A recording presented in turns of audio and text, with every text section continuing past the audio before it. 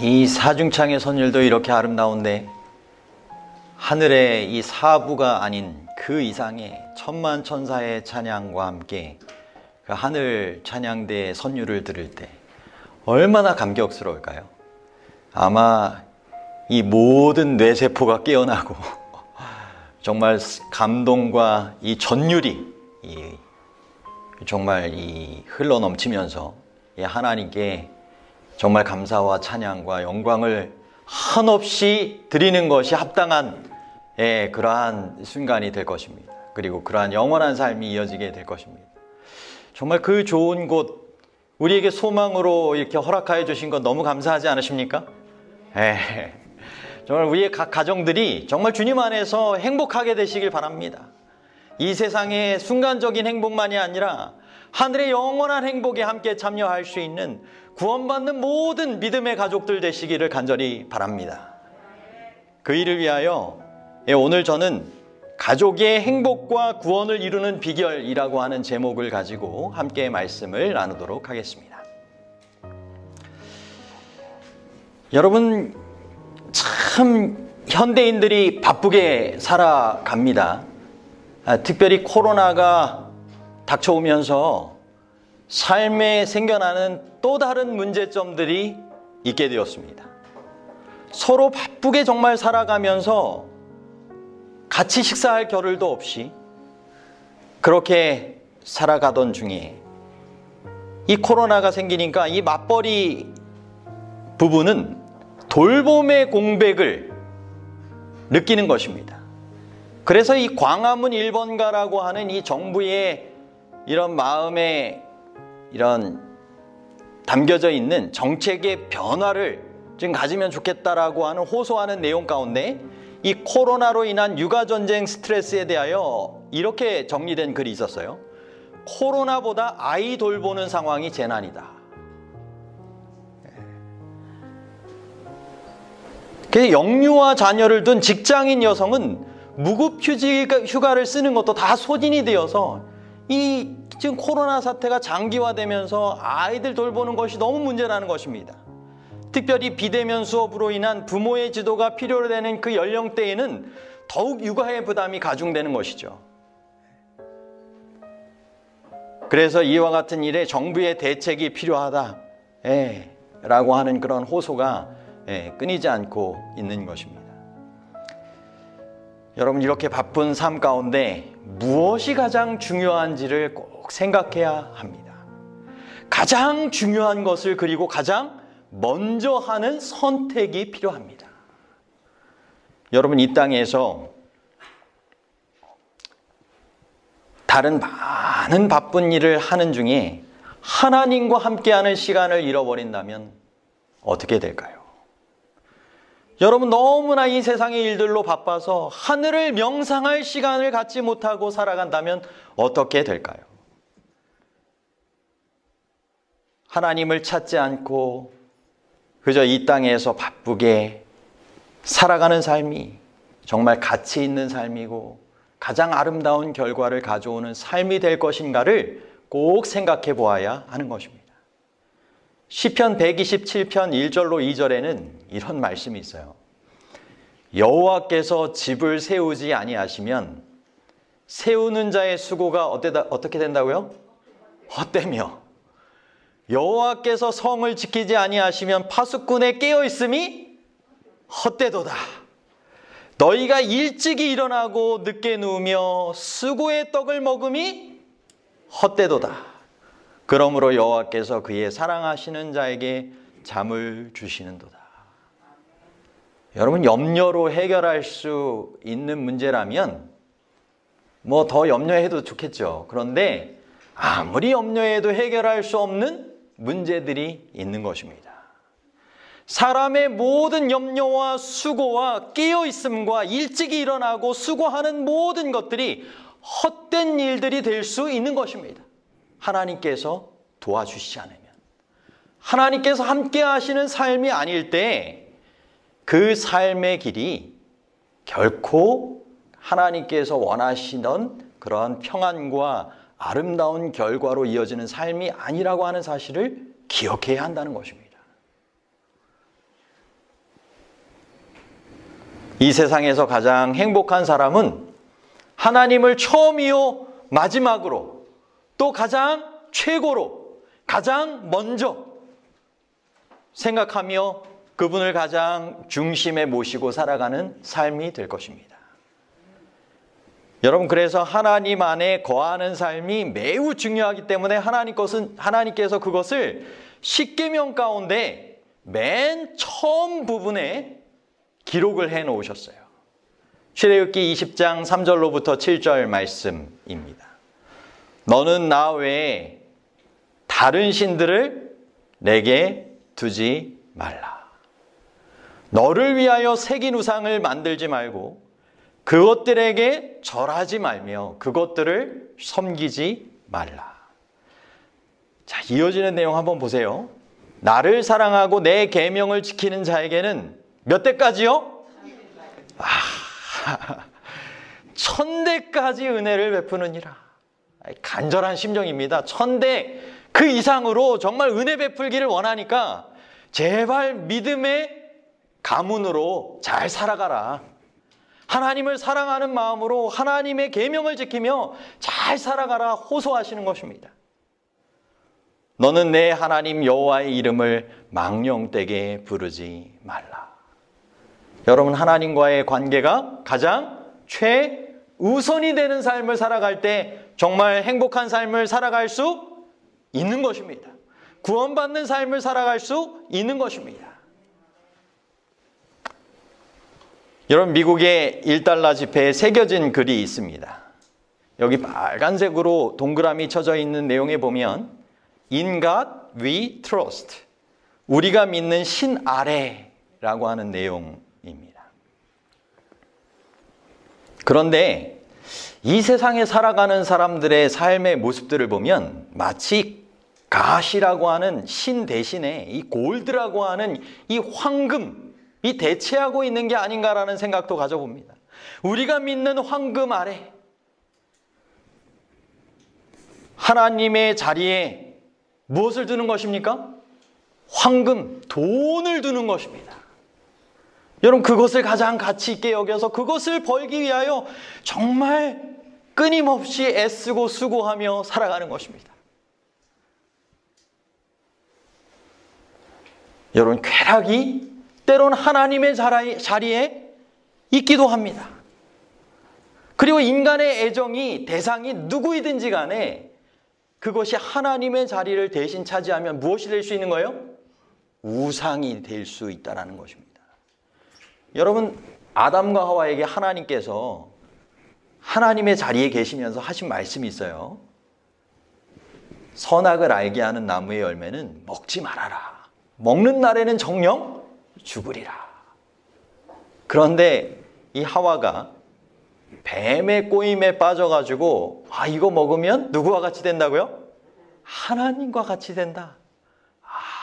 하나님의 자리에 있어야 할 그 구별되어야 할 삶의 그 말씀을, 계명을 어기고 어떻게 한 거예요? 그것을 먹은 것입니다. 여러분, 하나님의 자리에 하나님의 말씀이 있어야 할 구별하는 삶의 자리에 그 구별됨이 사라지고 하나님보다 다른 것을 더 믿으며 두게 됐을 때 범죄하게 된 것입니다. 여러분, 아담은 어떻습니까? 하와가 처음에 범죄하고 먹은 다음에 그것을 내밀었어요. 하나님을 가장 첫째의 애정의 자리에 두어야 할 이 아담이 하나님 자리에 누구를 더 둔 거예요? 자기의 사랑하는 아내를.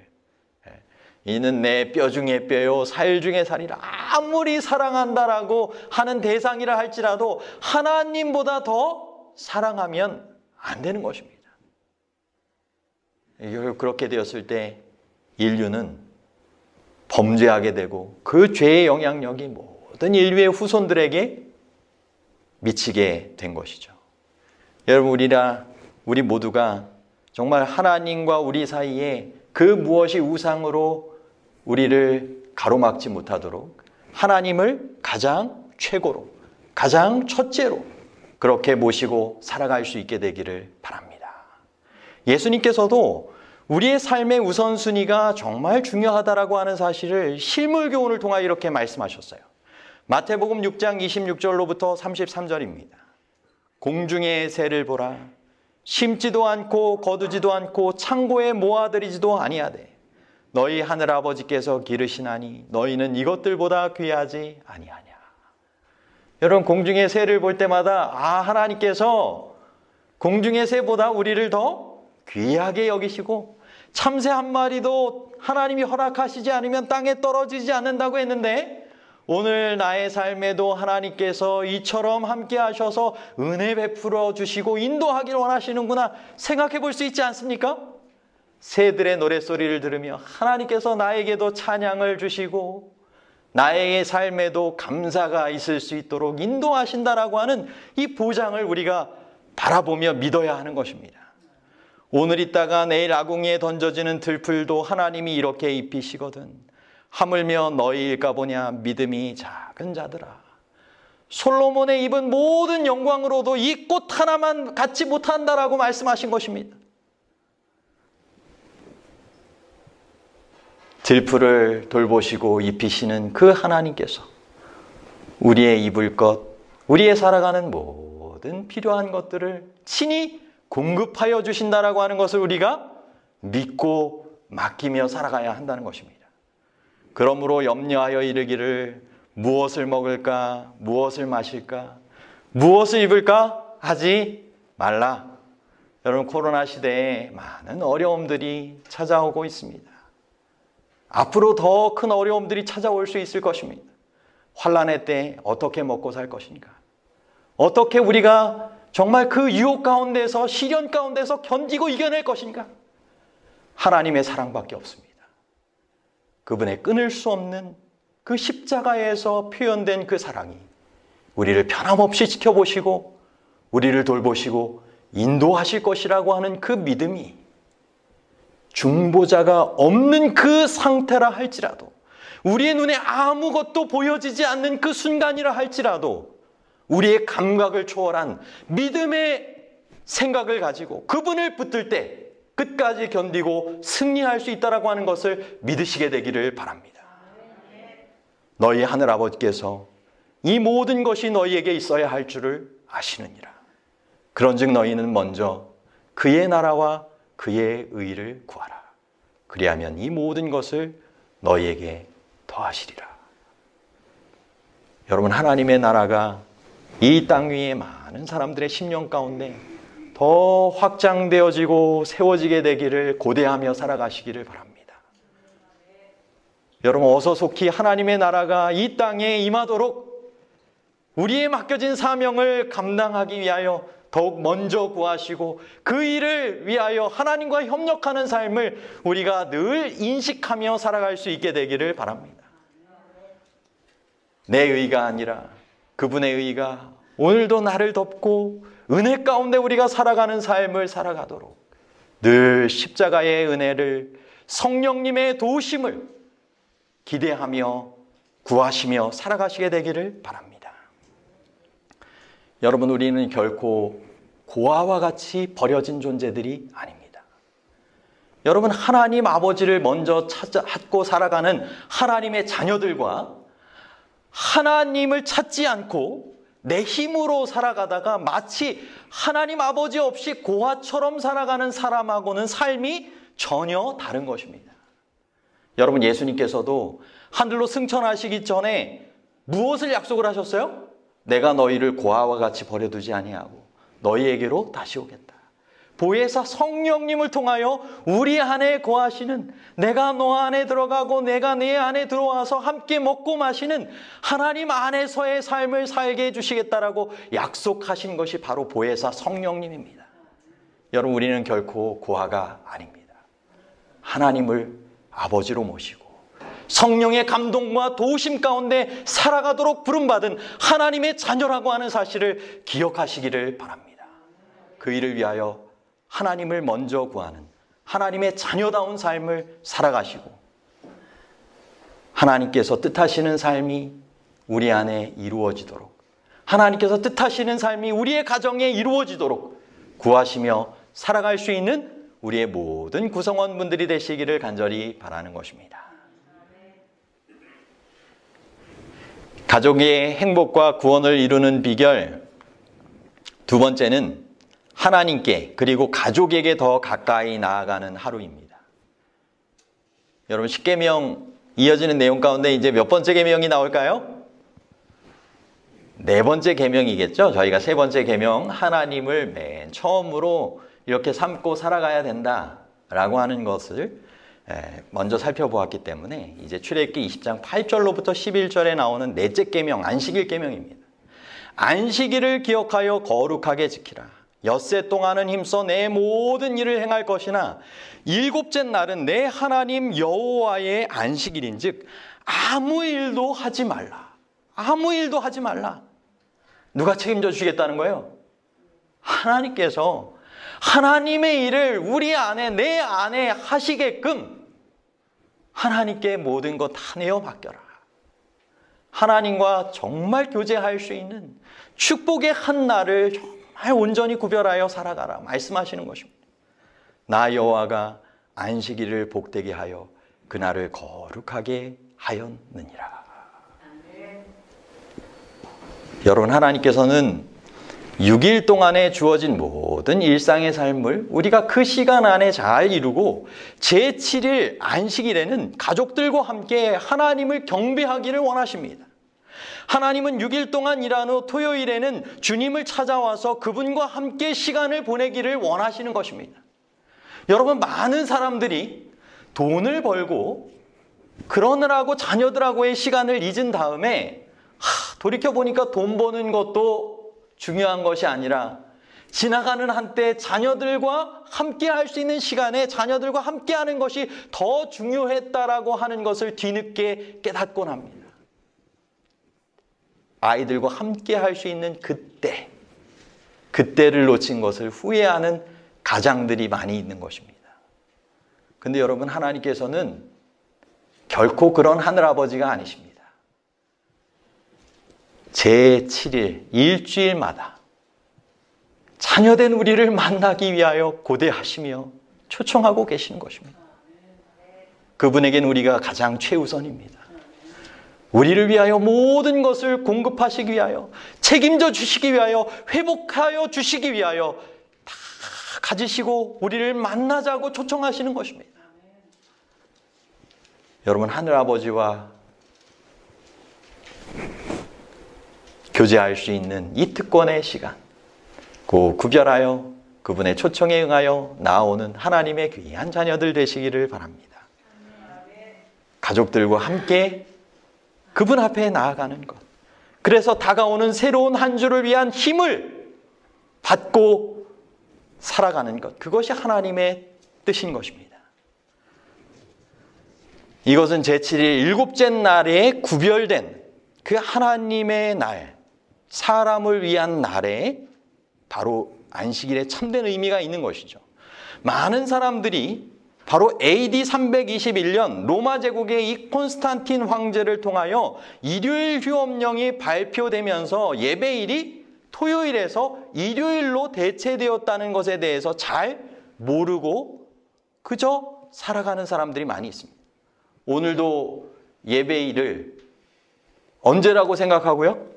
일요일로 생각하고, 이제는 내일 주의 날을 맞이하자, 주일을 맞이하자 준비하며 내일 주일 교회에 또는 온라인에 예배에 참여하는 많은 신자들이 있을 것입니다. 그런데 하나님께 보면 일곱째 날이 안식일이 아니면 정말 의미 없는 날이 되는 것입니다. 진정한 안식일, 하나님께서 참된 경배와 만남을 위하여 구별하신 그 날에 주님을 만나러 나아가야 할 것입니다. 그 날을 올바르게 성경대로, 하나님의 진리대로 영의 도우심 가운데 구별하여 지키는 이들에게는 분명하고 값진 보상이 있게 될 것입니다. 이사야 58장 12절로부터 14절에 내게서 날 자들이 오래 황폐된 곳들을 다시 세울 것이며 너는 역대의 파괴된 기초를 쌓으리니 너를 일컬어 무너진 데를 보수하는 자라 할 것이며 길을 수축하여 거할 곳이 되게 하는 자라 하리라.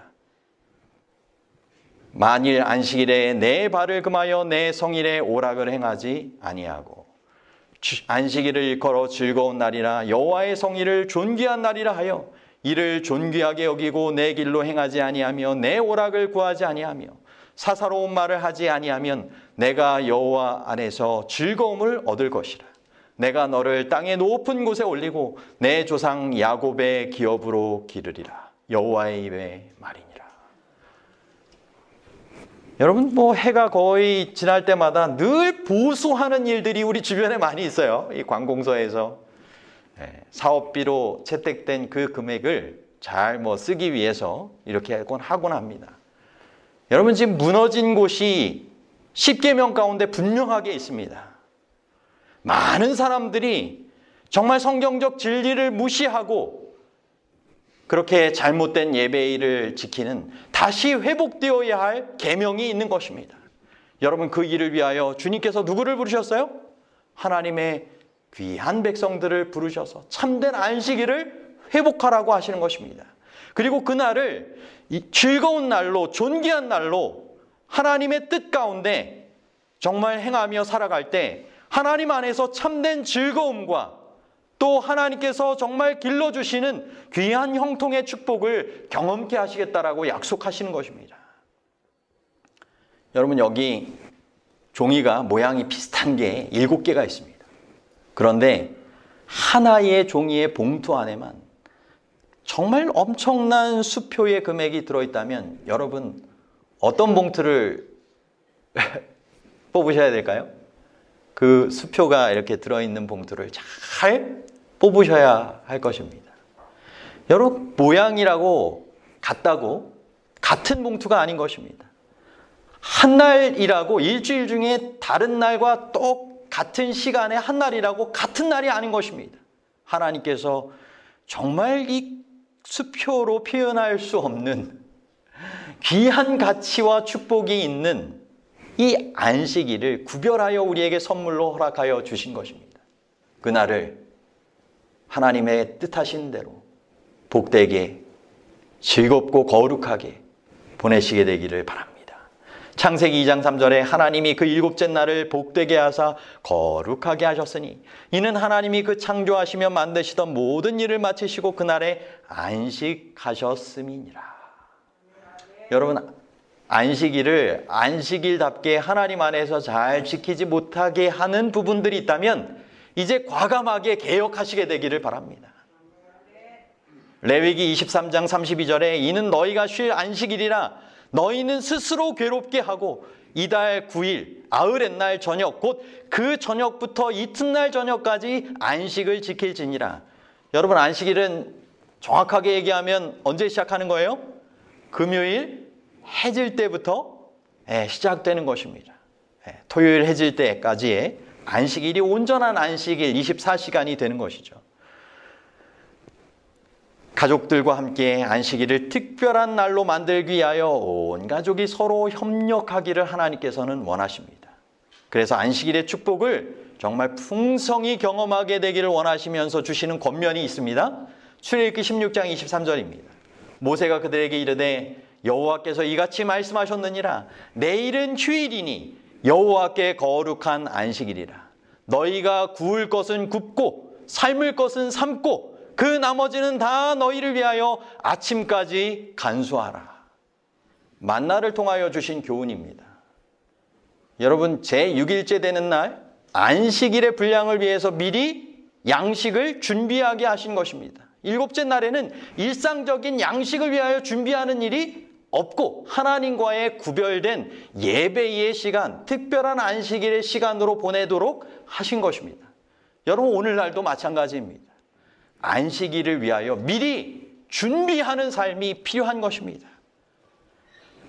예비일에 음식을 준비할 뿐만 아니라 의복을 미리 준비하고 정말 안식일이 즐겁고 거룩한 날, 축복된 날이 되도록 준비하는 것이 필요하다는 것입니다. 여러분, 일보다 경배가 우선입니다. 이 예배 시간에 식사 준비하고 이렇게 하는 것보다 더 중요한 것은 예배를 주님 앞에 구별하여 함께 참여하는 것입니다. 여러분, 성경적인 원칙이 예비일에 미리 음식도 준비하라고 하셨다면 여러분, 그 예배 시간에 알맞게 구별하여 참석하는 것이 정말 주님께서 원하시는 뜻 아니겠습니까? 누가복음 23장 54절로부터 56절에 이날은 준비일이요 안식일이 거의 되었더라. 갈릴리에서 예수와 함께 온 여자들이 뒤를 따라 그 무덤과 그의 시체를 어떻게 두었는지를 보고 돌아가 향품과 향유를 준비하더라. 계명을 따라 안식일에 쉬더라. 예수님의 장례를 위하여 준비해온 이 여자들도 안식일의 계명을 따라 쉬게 되었습니다. 예수님께서도 십자가에서 구원의 사역을 이루시고 안식일에 쉬신 것입니다. 여러분, 오후 3시 예수님께서 십자가에 달려 돌아가신 오늘날의 시간입니다. 여러분, 금요일 오후 3시가 되면 정말 십자가의 은혜를 생각하시며 더 주님의 은혜를 이 안식일에 풍성히 경험하도록 주님을 더 묵상하시고 준비하는 일을 더욱 본격적으로 하시게 되기를 바랍니다. 여러분, 시편 122편 1절 7절에 이제 안식일의 준비를 마치고 이 안식일이 되면 이런 기쁜 마음으로 주님 앞에 나오기를 주님께서 원하시고 계십니다. 사람이 내게 말하기를 여호와의 집에 올라가자 할 때 내가 기뻐하였도다. 내 성 안에는 평안이 있고 내 궁중에는 형통함이 있을지어다. 아멘. 하나님께서 주시는 참된 거룩한 평안과 형통함이, 기쁨이 즐거이 여호와의 집에 이 안식일에 참여하는 이들에게 임하게 될 것입니다. 여러분, 코로나 때문에 비록 주의 성전에 참여하는 것이 어렵다면 여러분, 성전뿐만 아니라 온라인을 통해서라도 이런 마음가짐으로 주님의 임재 앞에 나아가시게 되기를 간절히 바랍니다. 이것이 가족이 참된 하나님 안에서의 행복과 구원을 이루는 비결이라고 하는 사실을 기억하시기를 바랍니다. 여러분, 다른 남은 비결들 살펴볼까요? 십계명을 중심으로 이제 남은 내용들이 이어지겠죠? 출애굽기 20장 12절로부터 17절입니다. 내 부모를 공경하라. 살인하지 말라. 간음하지 말라. 도둑질하지 말라. 내 이웃에 대하여 거짓 증거하지 말라. 무릇 내 이웃의 소유를 탐내지 말라. 여러분, 이 모든 인간사에 이루어져야 할 계명을 잘 지키면 가족의 연합이 잘 이루어질까요? 정말 가족이 하나님 안에서 참된 이 가정, 주님을 모신 가정으로서의 아름다운 삶을 잘 살아가게 될 것입니다. 여러분, 여기는 짧게 언급되어 있지만 성경의 다른 내용들을 종합해서 살펴보면 이 하나하나의 내용 가운데는 여러 내용들이 연결되어서 포함되어 있는 것을 아시게 될 것입니다. 부모를 공경하고 자녀를 주님 안에서 양육하되 노엽게 하지 말고 모든 이 살인하지 말라는 것, 미워하는 마음까지 마음 가운데 품지 않는 것, 다 이 포함된 그런 종합되는 내용이 될 수 있는 것이죠. 여러분, 자녀 양육에 대해서 6개의 규칙을 가지고 있었던 이 아랍의 한 왕이 있었습니다. 나는 자녀를 가지게 되면 이 규칙들은 꼭 지키게 만들 거야 라고 하는 게 6개가 있었던 것입니다. 그런데 시간이 흘러 결혼을 이 왕이 하게 되었어요. 자녀들도 두게 되었습니다. 어느 날 누군가가 왕에게 그 6가지 가지고 있었던 자녀 양육의 규칙이 성공적으로 이루어지고 있는지 궁금해서 물어보았어요. 그랬더니 이렇게 대답했습니다. 내가 결혼하기 전에는 자녀 양육을 위한 6개의 규칙이 있었던 것이 맞습니다. 그런데 지금은 자녀 6명은 있는데 규칙은 하나도 없습니다. 결혼 전부터 품어온 자녀 양육을 위한 규칙은 다 사라져버리고 자녀 한 명 한 명을 너무나 애지중지하다 보니까 규칙도 없이 그냥 키우고 있는 것이 현실에 타협한 삶의 실제적인 이야기였던 것입니다.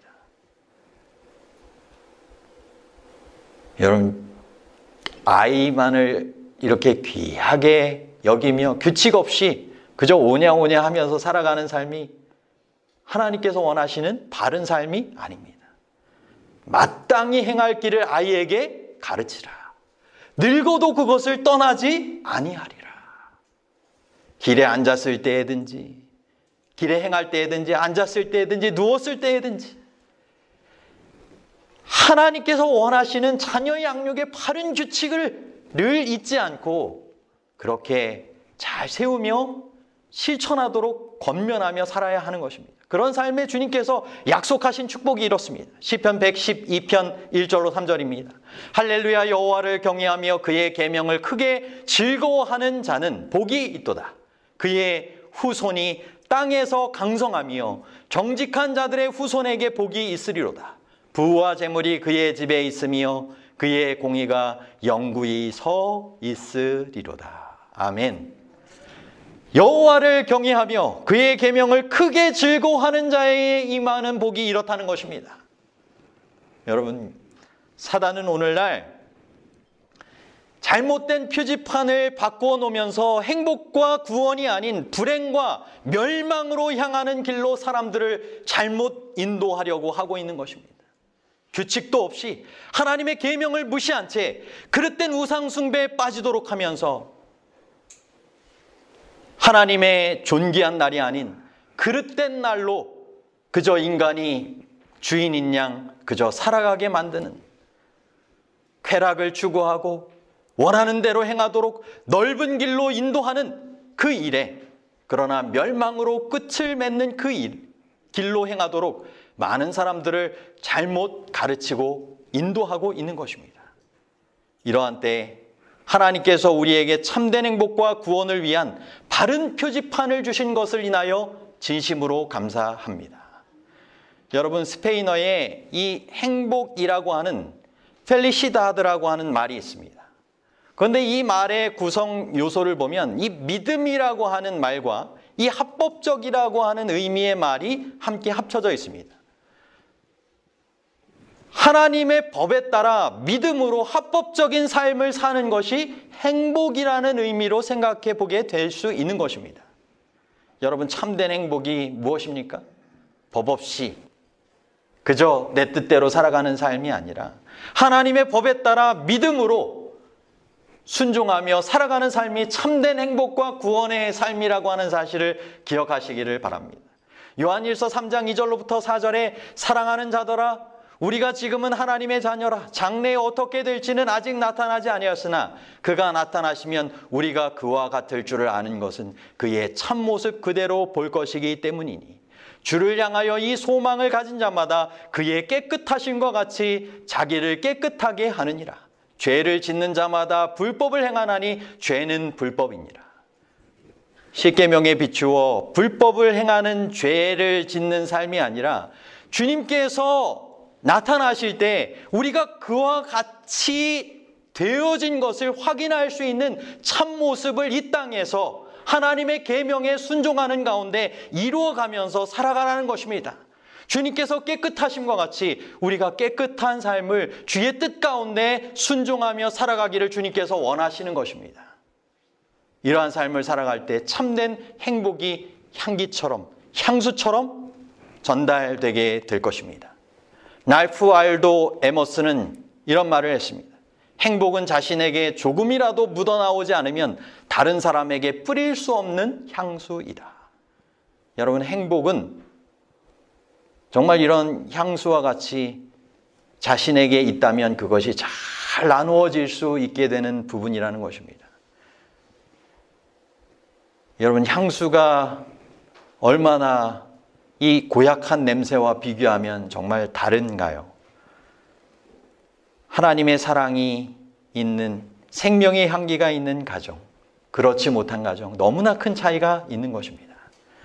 여러분, 실제로 만나보면, 시간을 보내면 정말 하나님의 사랑이, 행복이 있는 그 가정은 정말 향수처럼 주변 사람들을 더 행복하게 하고 고상하게 합니다. 그 구성원도 마찬가지입니다.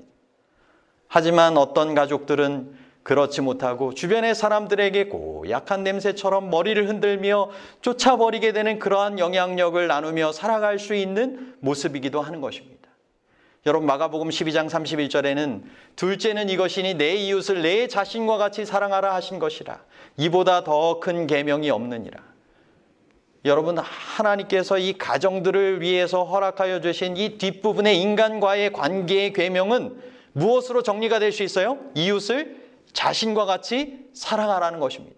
대접을 받고자 하는 대로 너희도 남을 대접하라 라고 하는 그 황금률을 통해서 우리가 정리해 볼 수도 있는 것입니다. 여러분, 러너스 하이라고 하는 말이 있어요. 이것은 30분 이상 달리기를 지속했을 때 기분이 최고조에 달하는 경험이랍니다.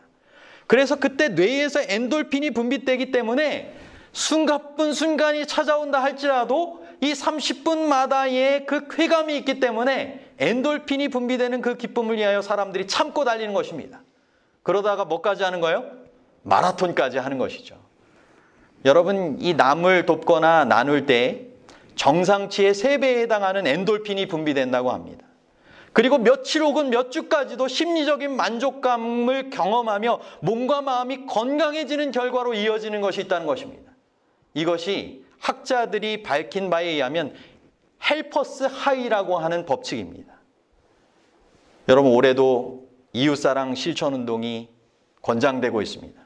여러분에게도 이 책자가 나눠질 수 있습니다. 뒷부분에 준비가 되어 있습니다. 나가시면서 하나씩 받으시길 바라고요. 12월 달을 통하여 우리의 믿음의 가정들이, 정말 믿음의 구성원들이 이렇게 이웃사랑을 몸소 실천하도록 주님께서 권하시는 것입니다. 나눔은 남에게만 축복이 되는 것이 아니라 나에게 축복이 되는 것입니다. 하나님께 영광이 되는 것입니다. 이것을 통하여 하나님께서는 참된 행복과 건강을 경험하게 되기를 원하시는 것입니다. 여러분, 돼지 저금통에 거스름돈, 잔돈 모아놓는 것을 나눠도 좋습니다. 그런 작은 것들이 모아지면 큰 도움으로 전달될 수 있는 것입니다. 여러분이 작년에도 그렇게 마음을 모아 도와주신 금액이 2020년 성금 사용 내역을 통해 보니까 34억이 넘습니다. 우리의 작은 정성이지만 모아지면 이것이 주님을 위하여 크게 필요한 곳에 쓰일 수 있다라고 하는 사실을 기억하시고 함께 주님께서 원하시는 이웃사랑에 함께 참여하실 수 있는 귀한 가족들이 되시기를 바랍니다. 신명기 28장 13절로부터 14절에 여호와께서 너를 머리가 되고 꼬리가 되지 않게 하시며 위에만 있고 아래에 있지 않게 하시리니 오직 너는 내가 오늘 내게 명령하는 내 하나님 여호와의 명령을 듣고 지켜 행하며 내가 오늘 너희에게 명령하는 그 말씀을 떠나 좌로나 우로나 치우치지 아니하고 다른 신을 따라 섬기지 아니하면 이와 같으리라. 여러분, 이와 같은 계명에 온전히 순종하는 축복을 경험하는 가족들이 되시기를 바랍니다. 자녀들이 이렇게 되기를 원하시죠? 여러분, 그렇다면 주님께서 원하시는 삶을 잘 살아가도록 그렇게 가르치고 실천해야 할 것입니다. 여러분, 믿음으로 살아가는 삶, 하나님의 계명과 율법에 따라 순종하는 삶, 그것은 아름다운 성령의 열매를 맺고 아름다운 결과를 가져오게 될 것입니다. 하지만 하나님의 계명에 순종하지 않고 살아간다면 주님 없이 올바르지 않은 삶의 결과를 살아가다가 안타까운 결과를 맞이할 수 있다는 것입니다. 여러분, 그런 삶에 생겨나는 문제는 한 개인의 문제로 끝나는 것이 아닙니다. 가족들에게, 주위 사람들에게 분명한 영향이 끼쳐지는 삶이 있다라고 하는 것을 기억하시고 구성원으로서의 바른 삶을 살아가시기를 바랍니다. 여러분, 가족이란 공동운명체입니다. 제가 홍천강에서 일몰시에 새들이 함께 무리지어 다니는 것을 보았어요. 이런 모든 생명체는 외롭기를 원하지 않는 것입니다. 서로 무리지어 짝지어 함께 다니기를 원하시는 것입니다. 그래서 하나님께서 돕는 배필도 허락하시고 함께 가정을 이루며 살아가게 하시는 것 아니겠습니까? 그렇게 우리가 남녀 가정을 이루고 자녀를 낳고 구성원이 늘어가는 가운데 여러분, 가정을 통하여 이제는 겉과 속이 다른 삶을 살아갈 수가 없습니다. 실제 삶이 다 드러나기 때문입니다. 그렇기 때문에 그 안에서 품성도 개발하게 되고 서로 사랑하고 도와주며 하나님의 가정을 이루게 하신 뜻을 이루며 살아가게 되는 것입니다. 여러분, 한 가족으로서 주님께서 원하시는 축복된 운명을 공동운명체로서 맞이하실 수 있게 되기를 간절히 바랍니다. 제가 성경통신학교 요한계시록 오디오북을 읽다 보니까 부록 그날이 오면 중 최후의 심판 내용, 지난번에 한 부분 소개를 시켜드렸었는데 제가 오늘 시간상 더 소개는 시켜드리지 못하지만 여러분, 우리가 지금 더 기도하고 더 사랑하고 더 그들과 함께 구원받기 위하여 애쓸 때 아름다운 운명으로 하늘 그 예루살렘 성에 거하는 사람으로 함께 자리하게 될 때에 안타까움이 없게 될 것입니다. 하지만 그렇지 못한 운명을 여러분이 서로 엇갈린 운명으로 맞이하게 된다면 하늘 예루살렘 성에 구원받은 가족들의 마음도 너무나 안타깝고 아프게 될 것입니다. 주님께서 바라시는 것이 있다면 우리의 가정들이 하늘까지 이어지는 관계가 되는 것입니다. 주님 안에 잠든 가족이 있다 할지라도 다시 재회하여 영원히 살 수 있는 삶을 주님께서 원하시는 것입니다. 여러분, 가정의 행복과 구원을 이루는 비결에 대해서 함께 말씀을 나눴습니다. 중요한 것은 하나님의 모든 십계명을 가족과 함께 잘 지켜나가는 것입니다. 성별과 성령이 필요한 것입니다. 거룩한 구별과 거룩한 영이 필요한 것이죠. 여러분, 하나님과 우상을 성별하고 안식일과 평일을 성별하고 하나님의 뜻과 사단의 뜻을 성별하는 것이 필요합니다. 그러기 위해선 성령님의 감동과 능력이 필요한 것입니다. 여러분, 성령 충만을 통해서만 우리가 구별된 삶을 살아가며 변화될 수 있는 것입니다. 여러분, 성령 충만을 통하여 가정의 행복과 구원을 이루시게 되길 바랍니다. 그리고 하늘까지 함께 이르는 귀한 가족들 되시기를 간절히 바랍니다. 홍천교회 한 분 한 분의 가정들을 위해서 기도합니다.